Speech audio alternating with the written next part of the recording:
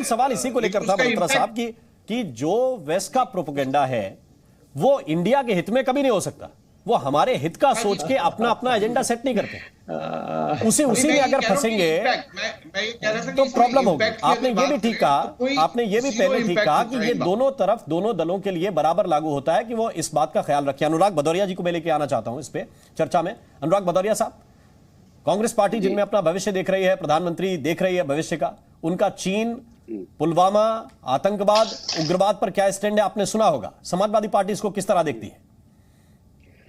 देखिए, अचल जी ने कितनी अच्छी बात कही है और मुझे लगता है जो बात वो कह गए हैं वो सबको ध्यान से सुनना चाहिए था और पूरे हिंदुस्तान को सुनना चाहिए कि जो रूलिंग पार्टी है भाई उसकी जिम्मेदारी ज्यादा बनती है या अपोजिशन पार्टी में। ये जब बाहर जाके दोनों लोग या खासकर रूलिंग पार्टी जब देश के बारे में अच्छा नहीं बोलते हैं तो सवाल तो उठता ही है ना।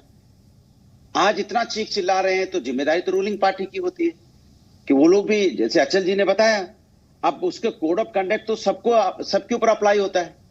जब खुद भारतीय जनता पार्टी के नेता इस तरह की बातें करते हैं तो क्या उसमें कोड ऑफ कंडक्ट उनको याद नहीं आता? तब हिंदुस्तान की छवि याद नहीं आती? आज जो इस तरह की बातें होती हैं तो कोड ऑफ कंडक्ट तो पोजीशन अपोजिशन दोनों पे लागू होता है, तो ये जिम्मेदारी उनको माननी चाहिए। अगर कांग्रेस ने मान लो बहुत अच्छा किया होता तो आज कांग्रेस सत्ता में होती। कांग्रेस सत्ता में नहीं है। चाहे दिग्विजय सिंह ने कुछ बोला हो, चाहे एंटोनी जी का कुछ सुना रहे थे माइक में, चाहे उन्होंने कुछ बोला हो, वो सत्ता में नहीं है। जनता ने उनको सत्ता से हटा दिया है।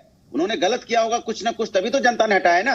अब उन्हीं की गलती को आप रोज रोज उसको टीवी डिबेट में और टीवी हर माध्यम से बोलते रहेंगे कांग्रेस ने किया, कांग्रेस वो किया, तो कांग्रेस को सजा देश की जनता ने दे दी है जी। अब सजा तो आपको मिलने वाली है क्योंकि आप भी उसी राह पे चलने की कोशिश में है। आप भी उसी राह पे चल रहे हैं कि पुरानी बातें 2014 के पहले की बातें सुना के। भाई आज बताइए ना 2023 में, 2022-23 में आपने ये बात तो 2023 की अभी की कर रहे हैं, 2 दिन पहले की, बहुत पुरानी है क्या? हाँ, तो वही मैं कह रहा हूं। तो ये जो बातें सुना पीछे, तो ये कहिए ना कि भाई हिंदुस्तान में जो रूलिंग पार्टी और अपोजिशन पार्टी जो सेंटर में है ये लगातार देश की छवि खराब करने का काम करते हैं, तो दोनों जिम्मेदार हैं। और उसमें हमें लगता है कि जनता के सामने ये रखना चाहिए कि किसने सबसे पहले देश की छवि खराब करने की कोशिश की, ये भी सामने आना चाहिए। ठीक है। और जिम्मेदार पद पे बैठे कौन लोग हैं? नहीं, एक बात और है, जिम्मेदार पद पे कौन लोग बैठे हुए हैं जिन्होंने विदेश की धरती पे जाकर हिंदुस्तान के बारे में बात की? इस पे भी रिसर्च होना चाहिए और इस पे भी बात होनी चाहिए। नहीं, अनुराग भदौरिया जी, अगर आप सांसद को जिम्मेदार नहीं मानते हैं तो फिर तो किसी को आप जिम्मेदार नहीं मानते। मैंने कहा सारे पद जिम्मेदारी व्यक्ति है। अरे मेरी बात सुनिए ना, जवाब दे रहे हैं आपकी बात का। कौन लोग बैठे? प्रवक्ता शहजाद नूराला आपकी बात का उत्तर पूरी लिस्ट निकालिए ना। मैं तो कह रहा हूं पूरी लिस्ट निकालिए, चाहे सांसद हो चाहे आम आदमी हो। अनुराग भदौरिया ने, राम जी मैं अपनी बात जी उत्तर दीजिए। बहुत अच्छी बात है। देखिए अनुराग भदौरिया ने बहुत, मैं आ रहा हूं अभय जी आपके पास। अनुराग भदौरिया ने बहुत सुंदर बात रखी। जब कोविड का कालखंड आया और हम देशवासियों को कह रहे थे कि कोविड से सुरक्षा के लिए वैक्सीन लीजिए और देश में 2 आत्मनिर्भर वैक्सीन तैयार हुए, तो एक व्यक्ति ने खड़े होकर कहा कि नपुंसक बन जाएंगे और एक व्यक्ति ने कहा ये बीजेपी की वैक्सीन है। देश के वैज्ञानिकों को सवाल उठाने का कहा। मैंने नाम किसी का नहीं लिया है, परंतु कौन सी लाइट फ्लिकर होने लगी आपने देख लिया। मैंने तो किसी का नाम नहीं लिया, पर अनुराग भदौरिया किस प्रकार से बोल पड़े और किस प्रकार से बिलबिला उठे हैं, इसी से पता चलता है कि किस प्रकार से देश के वैज्ञानिकों को जिन्होंने नहीं छोड़ा। और उस कालखंड में जबकि आपको वैक्सीन के प्रति हेजिटेंसी को गिराना था, उसको कम करना था, एक रिस्पॉन्सिबल पॉलिटिकल लीडर की तरह कहना था कि हमें वैक्सीन लेनी चाहिए। एक नेता, देखिए मुझे लगता है इस प्रकार की चर्चा का कोई मतलब नहीं। मैंने सारी उनकी बातें सुनी, इनका सारा ज्ञान सुन लीजिए। वापस में रिस्पॉन्ड करने का एक एक करके बात रखते हैं। मुझे लगता है इस प्रकार की चर्चा में सुन रहे हैं, मैं रिस्पॉन्ड करने का समय दूंगा आपको, जितना उनको दूंगा बराबरी से आपको दूंगा। आप समाज के असली और ये तो 4 है 5 है सब इकट्ठे हुए हैं। हाँ, ये 4-5 सब इकट्ठे हो गए। अलीबाबा 40 चोर, हम तो अकेले हैं, आप तो अलीबाबा 40 चोर हैं। अब रुक जाइए एक सेकंड। मुझे लगता है करके बात करेंगे। तीनों को समय दूंगा, बराबर दूंगा। ऑक्सीजन की कमी से एक व्यक्ति की मौत नहीं हुई। भाई आप रुक जाइए, आपकी साइकिल पे ब्रेक लगाइए और थोड़ा सुनने का भी धैर्य रखिए। ऑक्सीजन की कमी से सुनने का भी धैर्य रखिए। अब सुनिए अनुराग भदौरिया जी, देखिए आपने जो बात कही उसका उत्तर ले लीजिए और मैंने पूरा सुना खत्म होगा, मैं वापस आपके पास आ जाऊंगा। ठीक है, धन्यवाद जी। देखिए, जब देश के सबसे क्रिटिकल मोमेंट में जब देशवासियों को एकजुट करना था और कोरोना की वैक्सीन लेने के लिए प्रोत्साहित करना था, तो इसी दल के यहाँ पे बैठे हुए प्रतिनिधि खड़े होकर, भाई ऐसे बात नहीं हो सकती ना। मैंने तो सारी बातें सुनी है, अगर मेरी बातों को ड्राउन आउट करना है तो फिर मैं भी उनके बीच में बोलता रहूंगा, फिर हो जाए चर्चा।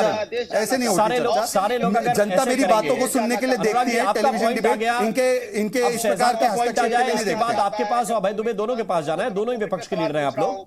ऑक्सीजन या तो आप ठीक है। इनको या तो आप पॉइंट इनसे आ गया। बुलवा लीजिए या तो मेरी बात, मैं अपनी बात पूरी कोरोना रखूंगा में बहुत और से मैं लोगों की इनके जान भी गई थी, आपका पॉइंट आ गया, लेकिन इसके आगे तो बढ़ने दीजिए चर्चा को। आप सुनेंगे तब ना, सवाल का जवाब भी तो आ जाए ना। तो आएगा ना। कितने लोगों की मौत हुई? अरे आएगा ना सर। ये बेहद दुर्भाग्यपूर्ण बात है कि एक तो पैनल में ज्यादा विपक्ष के लोग हैं और मैं अपनी बात जब बीच में रख रहा हूं तो उसमें बीच में हस्तक्षेप हो रहा है और मेरा समय लगातार जो है उस प्रकार से नष्ट किया नहीं जाएगा। शहजाद पूनावाला जी, सबका नहीं, आपका पीसीआर भी कार्रवाई कर सकता है इसमें, एक सेकंड, एक एक करके ले सबकी बातें। हाँ, ये वेस्ट टाइम वेस्ट करने का कोई मतलब नहीं बनता जी। तो मैं ये कह रहा हूं कि ये कौन सा जिम्मेदारी का परिचय था जब लोगों ने उठकर देश के वैज्ञानिकों पर सवाल उठाया और कहा कि बीजेपी की वैक्सीन है। नहीं, वैक्सीन तो आपने कर दिया।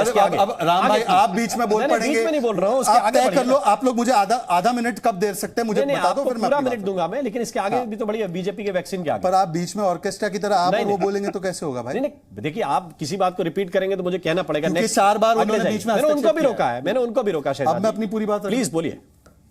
मैं अपनी बात फिर से रिपीट करूंगा क्योंकि जिन लोगों को सुनाई नहीं दी है उनको सुनाई देना बहुत जरूरी है जी। कोरोना की वैक्सीन के प्रति किसने ये दुष्प्रचार फैलाने का काम किया था? क्या ये राष्ट्र हित में था या राष्ट्र के खिलाफ था?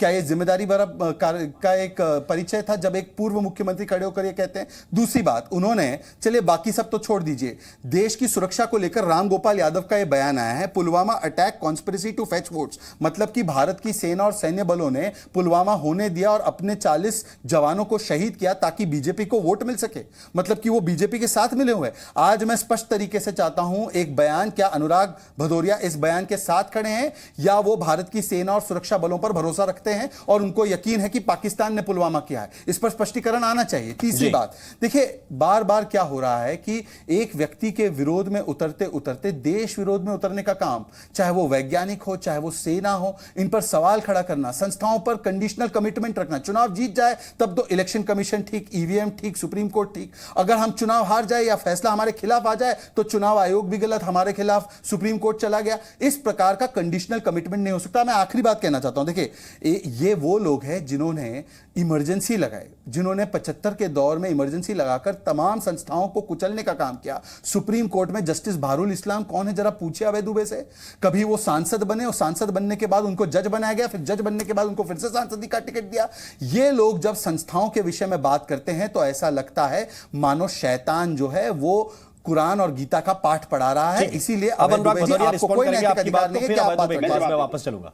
अनुराग भदौरिया, देखिए कमाल की बात है, मैंने एक सवाल पूछा और पूरा देश की जनता सुनना चाहती थी कि कोविड काल में ऑक्सीजन की कमी से कितने लोगों की मौतें हुई, उस पर जवाब नहीं है भारतीय जनता पार्टी के। मैं जवाब देता हूं, मैंने जवाब दे दूं इसका? अभी रुक जाइए बस, इसका जवाब दे दूं, तुरंत दे देता हूं, फिर इसका जवाब ले लेते हैं। इसका जवाब ले लो, इसका जवाब ले लो ना अनुराग, इसका जवाब ले लो और हमारे इसका जवाब ले लो। चाहता हूं तो उसका सवाल अनुराग इसका जवाब ले लो, इसका जवाब ले लो अनुराग, लोगों की मौतें हुई है, अनुराग इसका जवाब ले लीजिए ना। कोविड में लोग तड़प के हम लोग की, अरे भाई इसका जवाब ले लीजिए। किस तरह की लाशें और शमशान घाट पे देखने को मिली है, सबने देखा है। इसीलिए आपने बीजेपी की वैक्सीन बताई उसको, तक नसीब नहीं हो रही थी, इसीलिए वो बीजेपी की वैक्सीन थी। का माहौल था, ये सबने देखा है, लेकिन उसमें कोई चर्चा नहीं है।